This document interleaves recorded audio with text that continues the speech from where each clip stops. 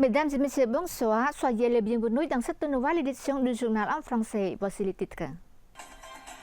L'Assemblée nationale a adopté à l'unanimité une loi contre la fraude en ligne. Organisation d'un repas de solidarité pour les élèves handicapés et les orphelins dans la province de Siem Reap. Clôture de la 4e journée nationale sur la science, la technologie et l'innovation. Le ministre d'État Lee Thuy rencontre la secrétaire générale adjointe des Nations Unies pour renforcer la coopération. L'Assemblée nationale du Cambodge a le 30 mars approuvé à l'unanimité un projet de loi visant à lutter contre les escroqueries en ligne. La loi a été adoptée par les 112 députés présents lors de la 5e session de l'Assemblée nationale de la 7e législature, présidée par sa présidente, Samdech Maharatsaphia Thika Thapadei Khonsodari. Ce projet de loi, composé de 5 chapitres et de 24 articles, vise à renforcer la sécurité numérique et à mieux protéger les citoyens contre la fraude technologique, un fléau mondial de plus en plus préoccupant. Son Excellence Kadrat, vice-premier ministre et ministre de la Justice, représentant le gouvernement royal, a mis l'accent sur la nécessité et les objectifs stratégiques de cette loi, insistant sur l'importance d'un cadre juridique solide pour lutter contre la cybercriminalité transfrontalière. La loi introduit 5 nouvelles infractions pénales, dont la fraude en ligne, l'organisation ou la direction de réseaux d'escroquerie, le recrutement ou la formation de personnes en vue de commettre ces crimes, la collecte illicite de données personnelles et certaines formes de blanchiment d'argent. Les députés ont mené des discussions approfondies afin de garantir l'efficacité de la loi et de son application au contexte social actuel du Cambodge et ont finalement approuvé le projet de loi dans son intégralité. Son Excellence le vice-premier ministre Tia Saiha et son épouse ont rencontré et partagé un moment convivial autour d'un repas de solidarité avec les élèves en situation de handicap et des orphelins dans la province de Siem Reap. Son Excellence le général Tia Saiha, vice-premier ministre, ministre de la Défense nationale et président du groupe de travail du gouvernement royal de la province de Siem Reap et son épouse Lok Chim Tieu Tieng Eng Tia Saiha se sont entretenus avec les élèves sourds et aveugles de naissance du lycée de l'éducation spéciale et les orphelins du centre orphelinat de Siem Reap. À cette occasion, son Excellence le général Tia Saiha et son épouse ont exprimé leur profonde compassion envers les enfants sourds et aveugles de naissance et les orphelins qui reçoivent une éducation générale et technique dans ce centre, sous l'attention dévouée des enseignants considérés comme leurs seconds parents. Ils ont également souligné l'attention particulière accordée par Samdech Thapadei Khunmanat, Premier ministre, et son épouse Lok Chim Tieu, Dr Pechan Moni, ainsi que par les dirigeants à tous les niveaux qui apportent un soutien mensuel aux écoles pour enfants sourds et aveugles et organisent régulièrement des activités récréatives avec les enfants. Son Excellence le vice-premier ministre et son épouse ont apprécié les efforts des enseignants qui forment et accompagnent les élèves jusqu'à leur initiation professionnelle dans des entreprises privées, leur permettant ainsi de gagner leur vie. Cela témoigne aussi de l'absence de discrimination de la part de ces entreprises envers les personnes handicapées, car chacun possède des talents propres, qu'ils soient handicapés ou non. Il a exhorté les enfants à respecter les conseils des enseignants, à s'entraider, à cultiver l'unité au sein du centre, à poursuivre leurs études avec diligence et à se tenir à l'écart des drogues rejetées par la société.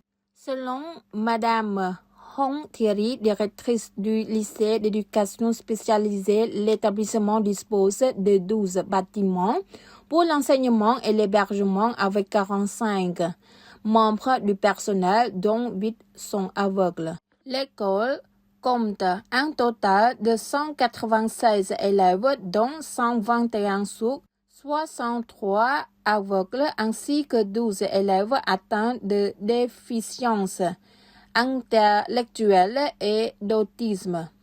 Le fonctionnement de l'école est assuré grâce au soutien régulier du vice-premier ministre, de son épouse et de nombreux bienfaiteurs qui fournissent du matériel scolaire et des denrées alimentaires mensuelles.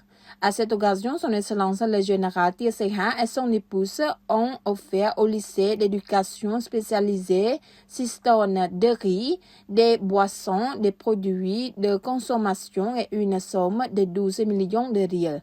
Ils ont également remis 2 millions de riels au centre pour orphelins de Siem Reap ainsi que du matériel scolaire et une aide financière de 20 000 riels à chaque élève. La 4e journée nationale sur la science, la technologie et l'innovation, placée sous le thème « L'innovation au service du progrès national », a été clôturée sous la présidence de Son Excellence le vice-premier ministre Wong Sai Visot. Son Excellence Hai Van Di, ministre de l'Industrie, des Sciences, des Technologies et de l'Innovation et président du Conseil national des sciences, des technologies et de l'innovation, a fait le bilan des 3 jours de la célébration de cette journée. Selon lui, la 4e journée nationale sur la science, la technologie et de l'innovation de 2026 a reçu un soutien et des applaudissements considérable de la part du public avec plus de 30 000 participants. Son Excellence le ministre a souligné que cette journée nationale a apporté des débats animés, des expositions d'innovation technologique mettant en valeur la science et des concours d'innovation et a clairement démontré que le Cambodge entre dans une nouvelle phase où la science, la technologie et l'innovation deviennent la base d'une croissance à long terme. Son Excellence le vice-premier ministre Wong Sai Visot a souligné que le gouvernement royal demeure déterminé à renforcer l'écosystème national des sciences, des technologies et de l'innovation en privilégiant la promotion de la recherche et du développement, le soutien au transfert de technologies, la croissance des jeunes entreprises start-up et la coopération entre les universités et l'industrie. Il a ajouté que les politiques gouvernementales ne suffisent pas à elles seules. Par conséquent, la construction d'un écosystème d'innovation solide exige une coopération cohérente et efficace des acteurs nationaux et internationaux des sciences, des technologies et de l'innovation, ainsi que la participation de tous les ministères, institutions et parties prenantes, chacun ayant un rôle clairement défini pour garantir les résultats concrets escomptés.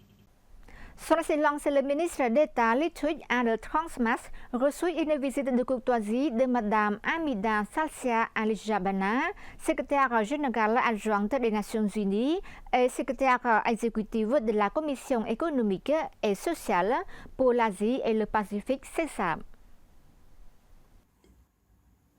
Cette rencontre s'est tenue à l'occasion de la visite de Madame Alijabana au Cambodge pour participer à l'examen à mi-parcours du programme d'action de Doha pour les pays les moins avancés en Asie et dans le Pacifique, organisé par le Comité national CISAP du Cambodge. La CISAP est le bureau des Nations Unies pour les pays les moins avancés, les pays en développement sans littoral et les petits États insulaires en développement UNOHRLS. Son Excellence le Dr Lithuania, aussi président du Comité national de la CESAM et premier vice-président de l'Autorité d'action contre les mines et d'assistance aux victimes CMAA, a exprimé sa reconnaissance envers la CESAM pour avoir choisi le Cambodge comme partenaire dans l'organisation de cette réunion, soulignant que cela témoigne de la confiance des Nations Unies envers le gouvernement royal.